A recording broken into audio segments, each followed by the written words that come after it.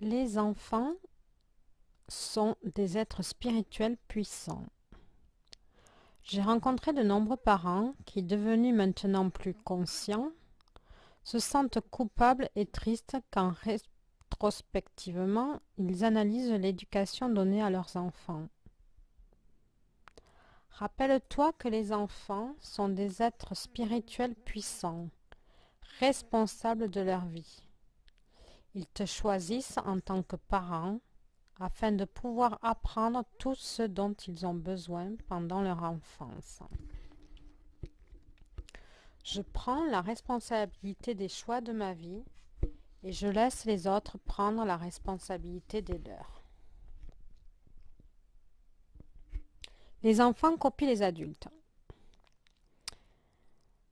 Rends-toi compte que quand tu cries envers tes enfants en leur disant arrêtez de crier, tu rentres dans leur forme de communication et tu cries encore plus fort qu'eux.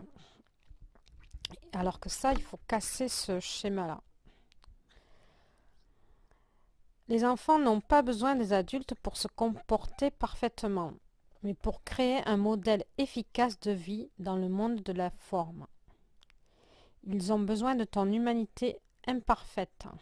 Ils t'observent vivre, remarquent comment tu exprimes tes sentiments et tes rêves, et ils t'imitent. Très perceptifs et pragmatiques, ils copient en fait tes agissements et non tes paroles. Bon, alors c'est facile à dire.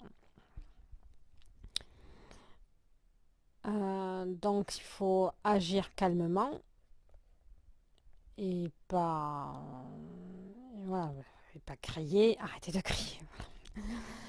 Plus tu es vraiment toi-même, plus tu leur permets d'exister eux aussi véritablement. Quand j'apprends à être moi-même, j'incite les autres à être eux-mêmes.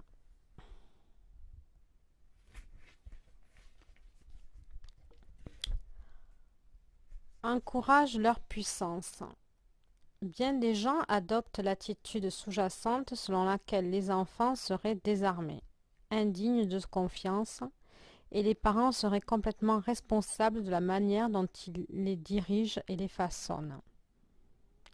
Bien évidemment, les enfants relèvent cette attitude qui se reflète dans leur comportement, devenant plus incapables qu'ils ne le sont en réalité, ou se conduisant en irresponsables. Si tu considères les enfants comme des êtres puissants, dotés d'une maturité spirituelle, ils agiront en conséquence, comme le feraient tes amis, amants ou toi.